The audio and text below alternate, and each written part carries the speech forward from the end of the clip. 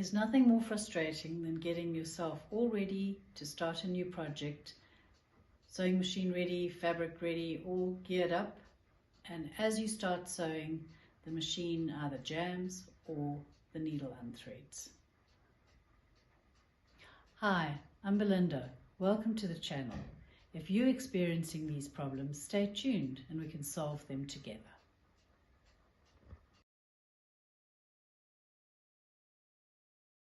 There are three solutions to the jamming of the machine when you start sewing and the needle unthreading. The first one has to do with threading your machine. When you thread your machine, you need to hold the top thread. Don't let it just wobble around. You need to hold it so that when you start threading the machine, the thread's firm. You're dealing with firm thread. And you follow the path. Now each machine is different to thread, but all of them have a path that has to be followed. If you haven't got an instruction book, have a look at your machine. I'm sure it's going to show you somewhere little arrows. There'll be markings for you to know how to thread it. This is your tension. It needs to be on a number. 0 means nothing. So if it's on 0, you have no tension, and that is going to give you big loops when you start sewing. That whole bird's nest thing happens underneath and your machine will jam. So that can be your problem. But generally your problem is that when you go into the tension, you don't go firm. It's too loose. You need to be firm in the tension and you need your sewing foot up. If the sewing foot's down, the tension's engaged. If the sewing foot's up, there's a little disc inside and the disc will be free moving, and then your thread will go between the discs and then you will have tension. And just keep following the path, but hold your top thread. It works. It does two good things for you. One, you're not having miles of thread coming away here that you're going to cut off afterwards. You can wind the thread back and it's firm, and it makes it easier to click into all the little sewing thread guide marks. Now we're going to try and thread the needle. Modern machines have needle threaders, which are wonderful. Oh my word, how's that for luck? First time's a charm. Then your bobbin. You need to wind your bobbin firmly, nice and firmly. If the bobbin thread is loose like this, all loose and awful, what's going to happen when you start sewing is the thread is going to pull tight and then it's going to jam. And that is going to jam your machine. So your bobbin needs to be wound nice and firm. So I've done a video on winding bobbins, so you can go and have a look and see how to wind the perfect bobbin. Very important. So here's your bobbin. And again, when you're threading the bobbin, you need to make sure that it goes into the tension of the machine. So here I'm just going to hold this down with this little purple thing, and you'll see it clicks into the tension. Needs to be clicked in. If you don't click it in, so it's not going to just fall out. If you have a loose bobbin case, it's exactly the same. It's got that same little gap. You feed it through there, and there's a little prong that's a V, and your thread clicks in and it goes between the V's, and then you know it's perfect. Now the next thing you need to do is bring up the lower thread. So we're all in the same spot here, and we're going to hold the top thread. Just stick your finger on the top thread, turn your flower wheel round and bring that thread up, and it'll be nice and correct. If you don't do that properly, again, it's going to jam when you start sewing. But the thread in the tension is very important. Now, step number 2 in the solving the jamming is where the take-up lever is when you start sewing. I'm going to just close the bobbin case. If you start sewing with the take-up lever halfway, what's going to happen is it's going to shoot up, and the thread, your thread is going to get hooked and jam, and it's going to jam, and you're going to have it sewing all in one spot, and then you're going to have to remove the needle plate and take this big bundle of thread out, which is such a pain. And then sometimes you even land up with a hole in your fabric, and that's awful. So just make sure that your take-up is always at the highest point when you start sewing, so that it's not jerking up, because the first thing it's going to do is go up.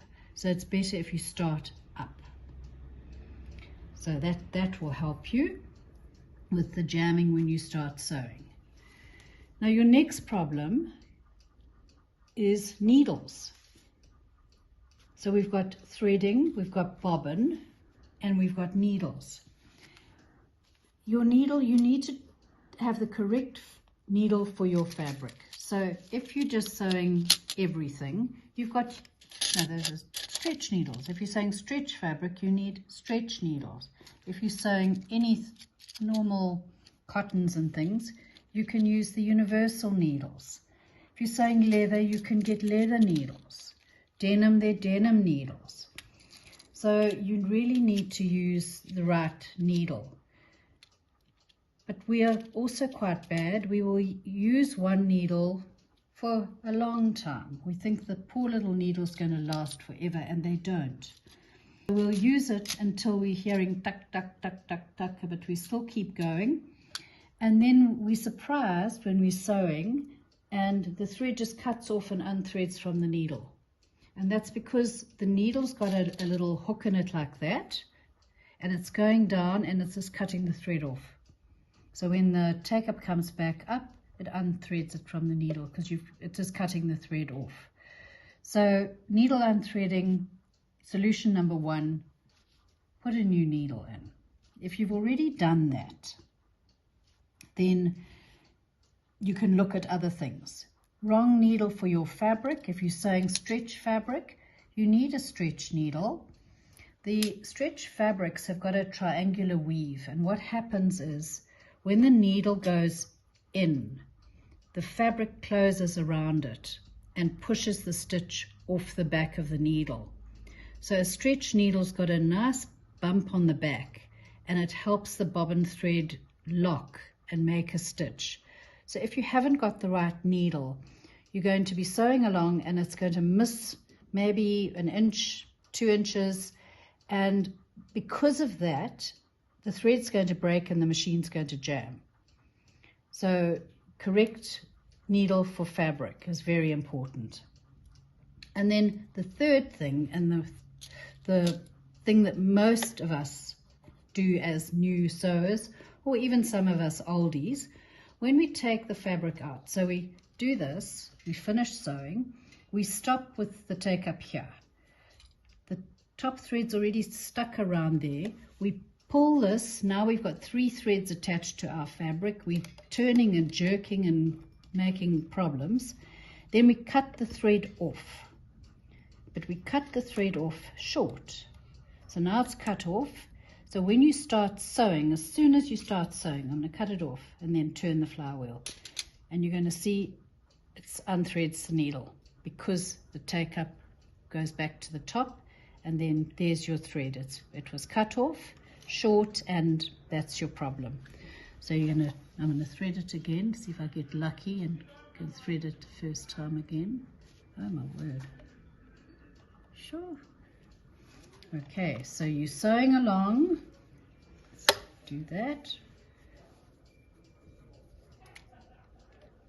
I'm just going to do a normal good old straight stitch.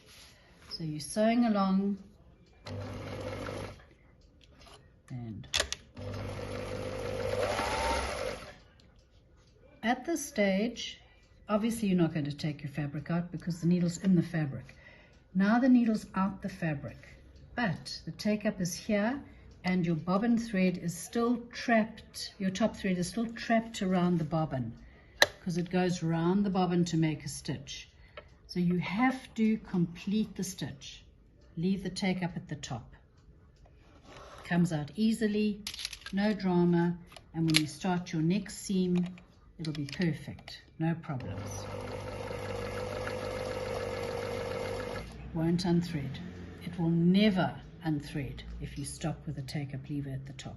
So that's the first solution I would try, other than the needle. If you haven't changed a needle for a long time and you're starting a new project, put a new needle in. But the take-up lever is generally the problem. If you found this video useful, please give me a big thumbs up, share with a friend, and subscribe down below. And I'll see you in the next video.